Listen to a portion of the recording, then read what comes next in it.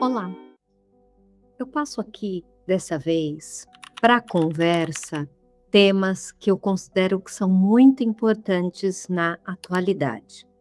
Diz respeito sobre o sofrimento diante do adoecimento e da morte, e também o papel do cuidador familiar.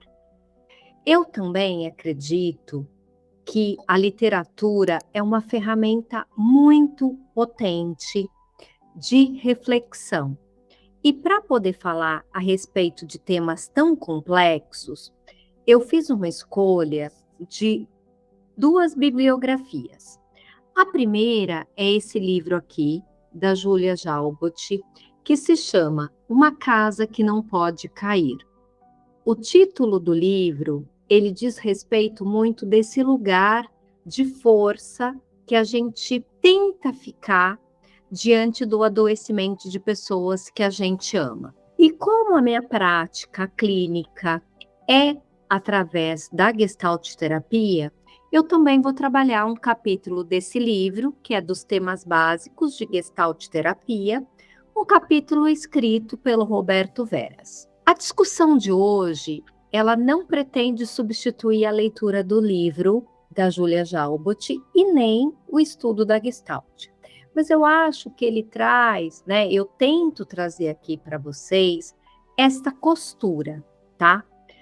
Para me ajudar a desenvolver esse raciocínio, eu vou projetar alguns slides e a gente vai seguir podendo conversar através deles, ok? Vamos lá. Como eu já trouxe aqui em outros momentos, eu acho muito importante essa referência à bibliografia. Então, vocês vão perceber que todos os slides trazem trechos dos livros dos quais eu estou falando com vocês hoje. Então, assim, o primeiro é que a gente vai se basear, podendo trazer a experiência dela, as falas dela, através da literatura Uma Casa Não Pode Cair, que é esse livro que eu estou trazendo para vocês de base da nossa discussão. Então, assim, a autora, ela começa falando que a chegada de uma doença grave, ela escancara coisas que sabemos que existem, mas que muitas vezes queremos ignorar. Nos revela tantas outras que sequer poderíamos imaginar.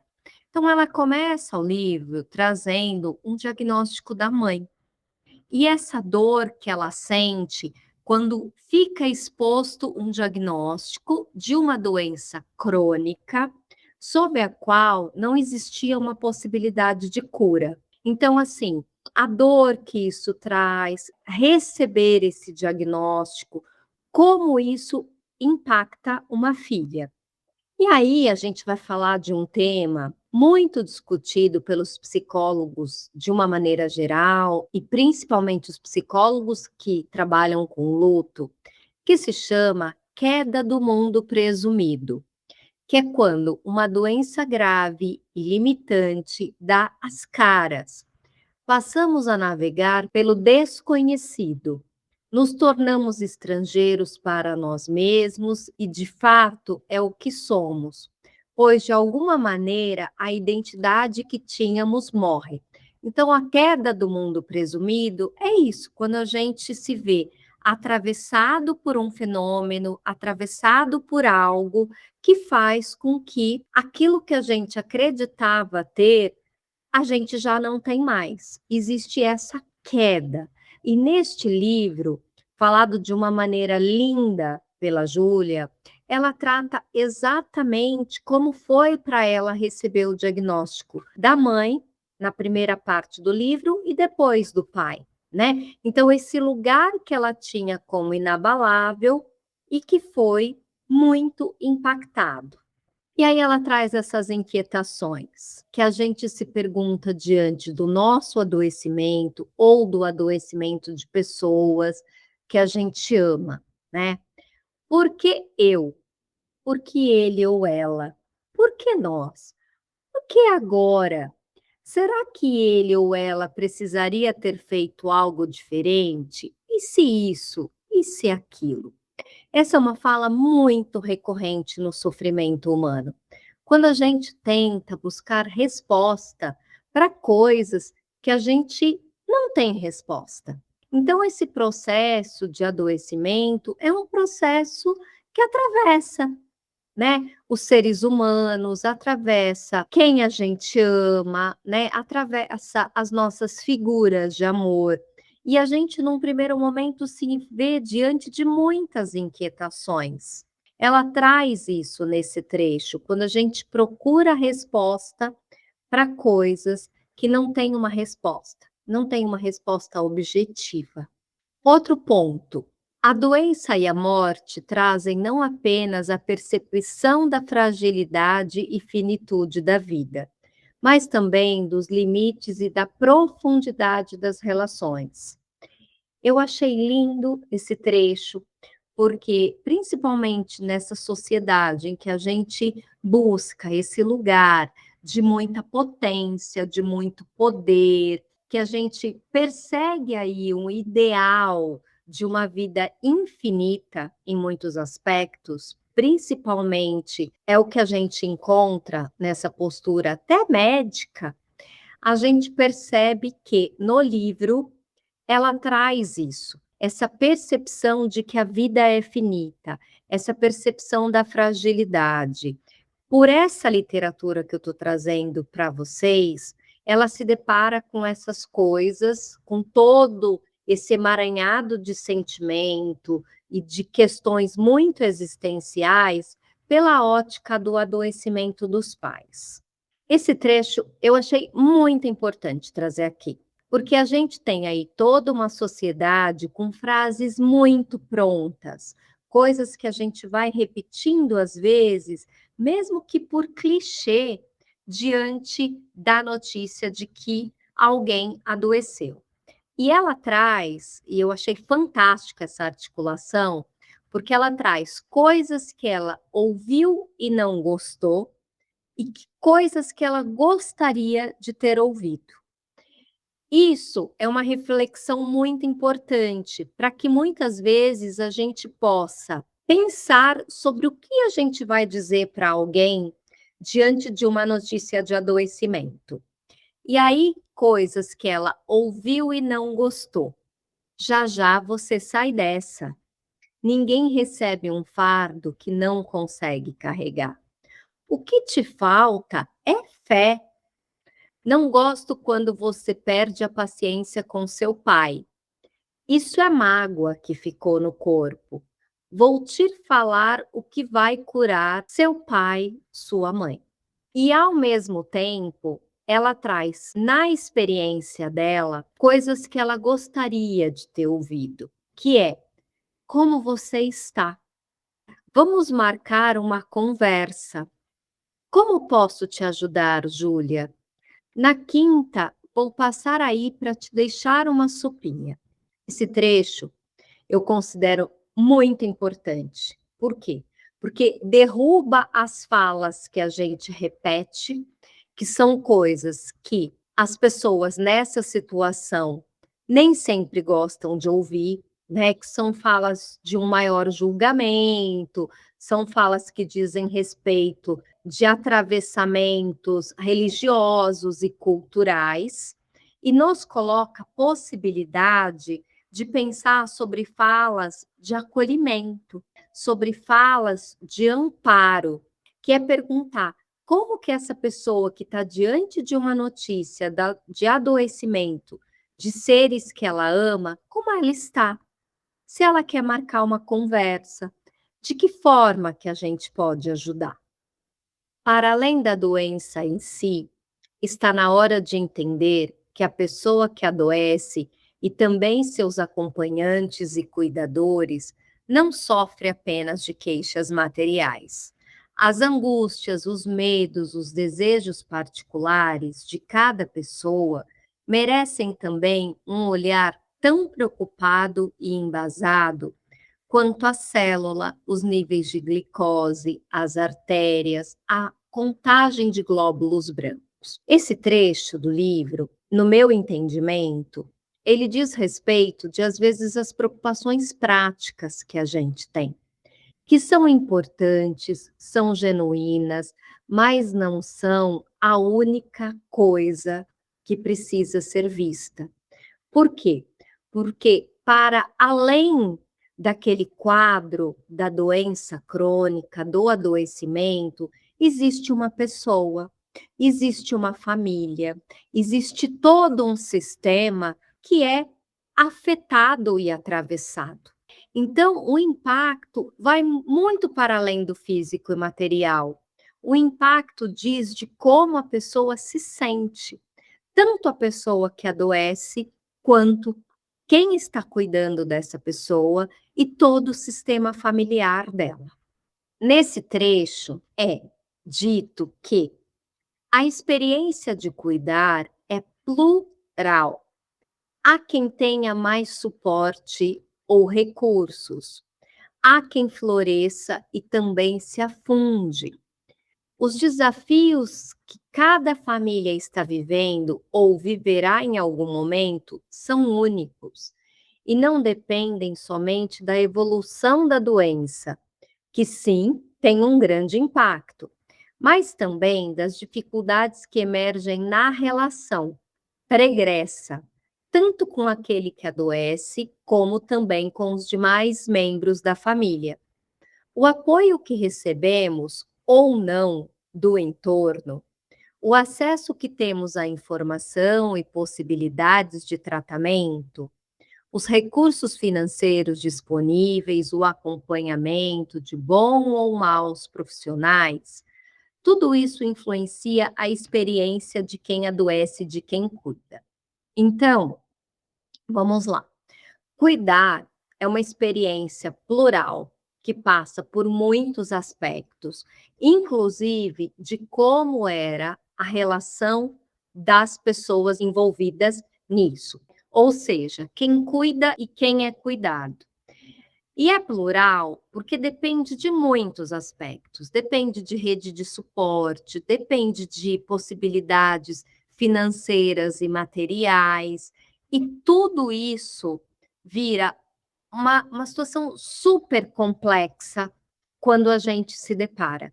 Então, assim, tem muito impacto. O adoecimento de quem a gente ama tem muito impacto nesse sistema familiar, nesse sistema que também contempla muitas vezes os amigos. Então, como é ter um amigo que eu amo tanto nesse processo de adoecimento? Como é ter um amigo tão querido que agora dedica a vida a cuidar de quem adoeceu, de um familiar? Então essas questões, elas são questões permeadas por muito sofrimento humano. E eu acho que o livro, ele fala de uma maneira muito poética e muito mágica do quanto a gente sofre. E ela traz aqui nesse trecho: não seremos cuidadores perfeitos, assim como não somos filhos e filhas, cônjuges, mães, pais ou profissionais perfeitos. Talvez a consciência da nossa natureza múltipla, imperfeita, vulnerável, inconsciente, que abriga tanta luz, mas que também deixa espaço para as sombras, possa trazer certo alívio, uma dose de humanidade e leveza a essa nova experiência de cuidar. Esse trecho, eu entendo que ele é muito importante, porque às vezes a gente se cobra de ser um cuidador perfeito, como ser um profissional perfeito, como ser uma mãe, um pai perfeito. E ela traz no livro de uma maneira linda que a experiência do cuidar, ela passa também por possibilidades, por jeito de como cada um é, os laços que ali estão envolvidos, e que eu acho que é uma premissa de que a gente sempre faz o melhor que a gente pode. Então, assim, isso faz parte do humano, faz parte da gente nunca conseguir cobrir todos os aspectos que às vezes a gente idealiza ou gostaria, mas a gente oferece uma ajuda e um cuidado genuíno. Essa parte eu acho que é uma das partes mais especiais, porque a autora, ela fala da tríade de cuidar, cuidar-se e ser cuidado. Então ela traz os momentos que ela percebeu que ela precisava se cuidar, que ela precisava olhar para ela, porque ela estava tão imersa no cuidado desses pais, que ela também se percebeu em alguns momentos se abandonando, e abandonando os projetos de vida dela, abandonando as coisas que ela tinha pensado para ela.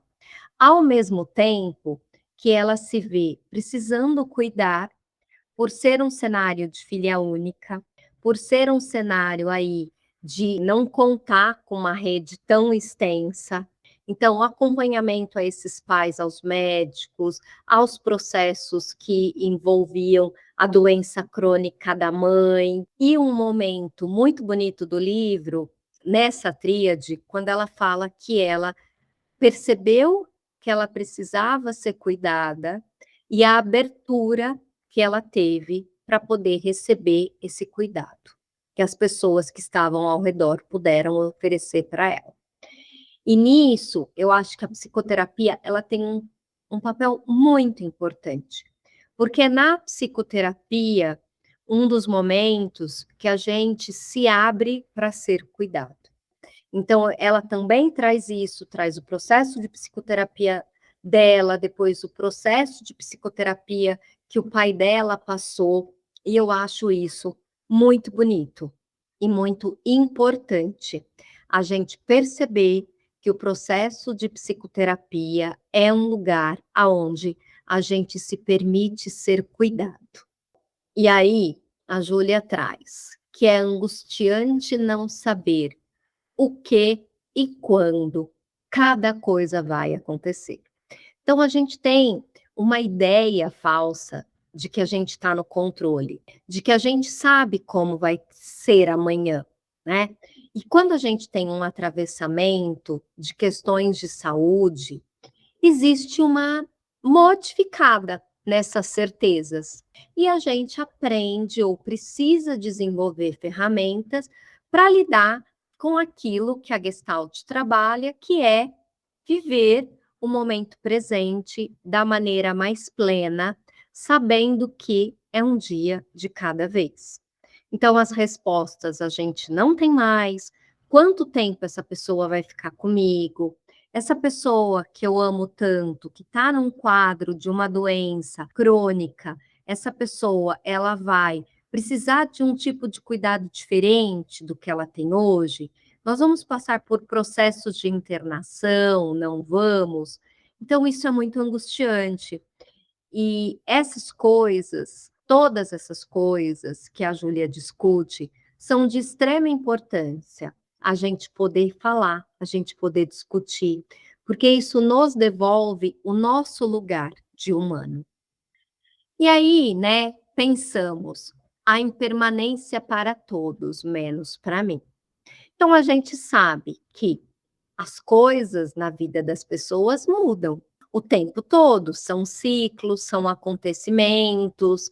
E na minha, eu paro para pensar que a vida que eu tenho hoje, certamente não vai ser uma vida que eu vou ter para o resto do tempo da minha existência. Eu vou sofrer modificações, eu vou precisar rever modelos, eu vou precisar rever formas de pensar, de existir e de estar no mundo. Então, a gente está falando aqui da impermanência. Mais para frente, quando eu for falar um pouco da Gestalt, eu vou falar exatamente de um capítulo que fala sobre isso, tá? Então, a gente volta nesse tema. A Júlia também traz as escolhas que cada um faz depois de um diagnóstico de uma doença que ameaça a sua vida, elas são muito particulares. Há quem opte por se isolar no mato, há quem queira trabalhar até o último suspiro, e quem deseje se aninhar na família, entre tantas outras possibilidades, nem sempre realizáveis. Essa variedade de caminhos sugere que a definição de uma vida boa, uma vida digna, ela é absolutamente subjetiva. Por isso, quanto mais cedo tivermos clareza dos nossos valores e daquilo que faz e dá sentido para nós, mesmo que nossas respostas mudem com o tempo, é melhor refletir sobre isso antes que a doença tire toda a disposição e o fôlego para sustentar indagações tão complexas e, sim, muitas vezes tão dolorosas. É fundamental a gente poder olhar para a singularidade e perceber que não existe um único funcionamento diante de uma notícia a respeito de uma doença crônica ou a respeito de um diagnóstico. Cada pessoa reage da maneira que ela pode e da maneira que ela consegue. Então, assim, muitas vezes por uma questão até de generalizar mesmo, a gente pensa: "Nossa, a pessoa recebeu essa notícia e ela está trabalhando, ela está lidando dessa forma. Nossa, a pessoa teve perda de uma figura que ela amava, e essa pessoa já voltou para o trabalho e essa pessoa, ela não está querendo conversar?" Sim. Por quê? Porque existe aí o aspecto da singularidade, como cada um lida com estes atravessamentos. E na outra ponta, também. Então, assim, quem recebe o diagnóstico também lida com isso de uma maneira muito subjetiva. Então, não existe uma receita pronta de bolo, não existe um modo correto de funcionar e de reagir a todas essas questões, que são questões que envolvem muita dor.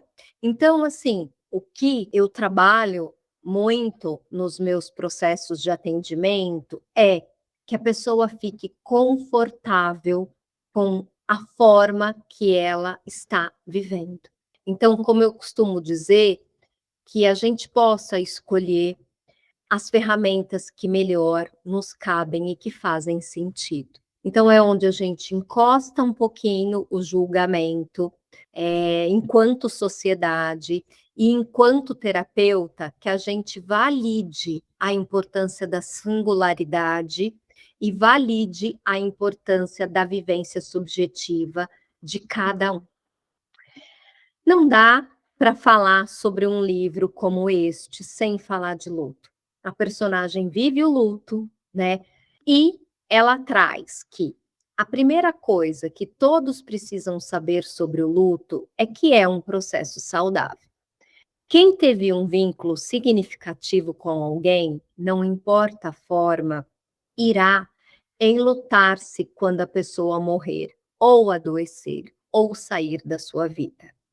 Então, sim, o luto, ele faz parte da vida. E a gente sofre, porque dói. Dói a perda, dói o afastamento, dói mudar a configuração que a gente tinha antes. Então, quando a gente fala desse lugar dos pais, é um lugar aonde a gente experimentou muitas vezes receber suporte, e em determinados momentos da vida a gente pode ter que oferecer este suporte. Então, as figuras parentais, elas se modificam de acordo com o ciclo de vida que a gente está e que elas estão. Então, assim, sofrer por luto é absolutamente natural, é humano e é um processo saudável. É possível enlutar-se, então, após um término de relacionamento, uma demissão, uma aposentadoria, uma experiência de infertilidade, um abortamento e até mesmo quando o mundo que conhecíamos termina, quando nossa sensação de previsibilidade é abalada, o que nos convoca a um processo instintivo de ajustamento. Esse trecho do livro é muito especial. Por quê? Porque fala que a gente se enluta por muitas coisas.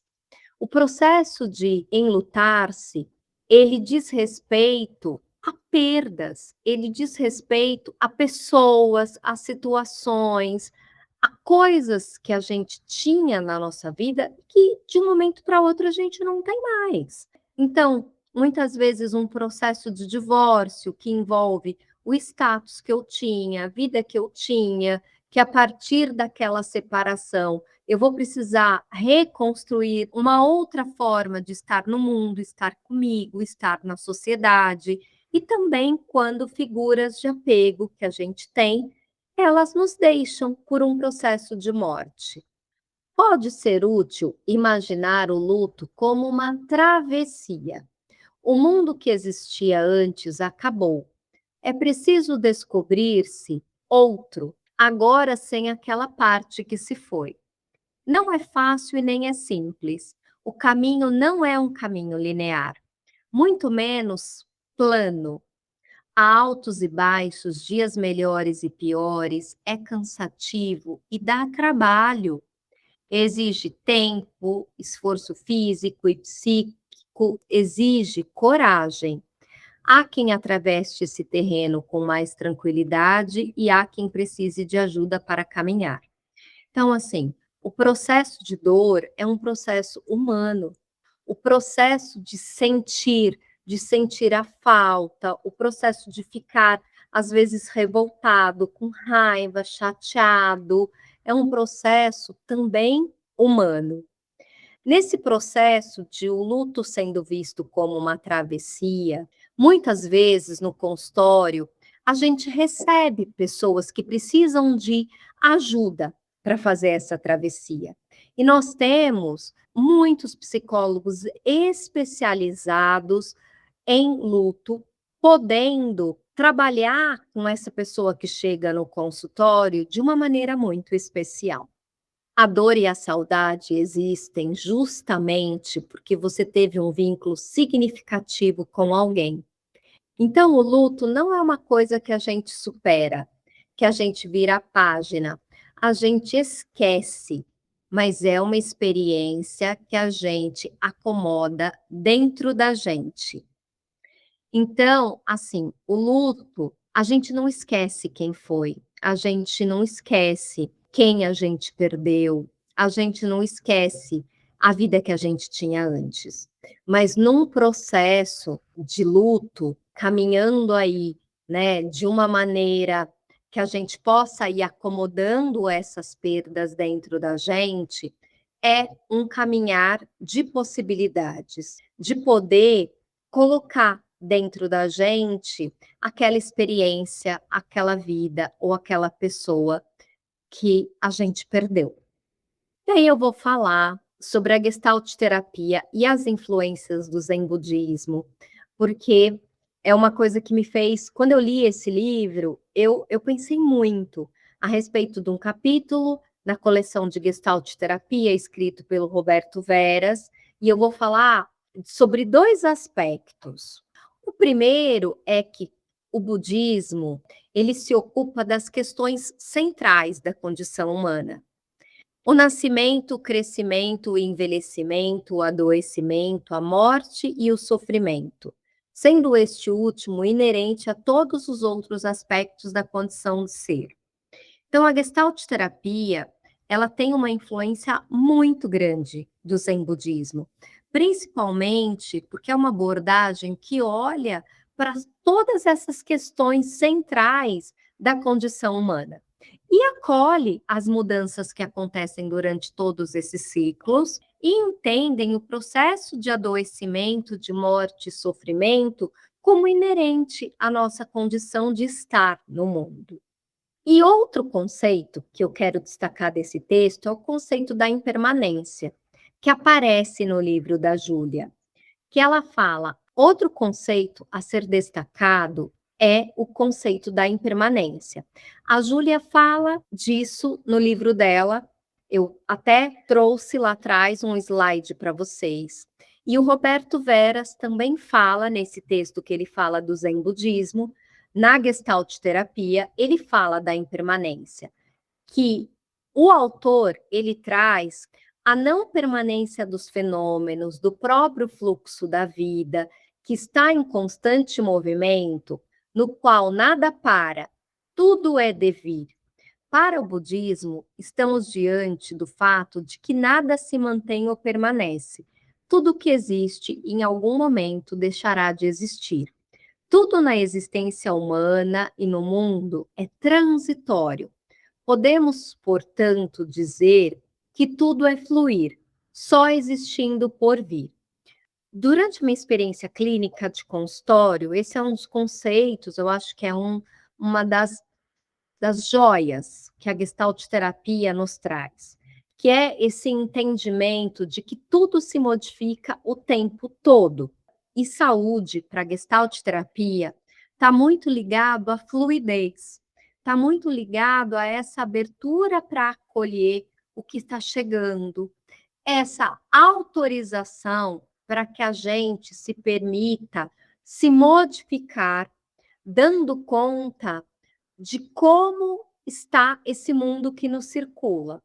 Então, acho que essa parte que ele fala trouxe um entendimento muito especial sobre o que acontece com ela, né? O que acontece com a Júlia durante esse livro, que é quando ela percebe que ela vai tendo que fazer ajustamentos na vida dela, na rotina dela, na forma com que ela se relaciona com os pais e como ela vai se trabalhando também nesse processo de cuidar-se e também se deixar ser cuidada para dar conta dos novos cenários que vão aparecendo na vida dela.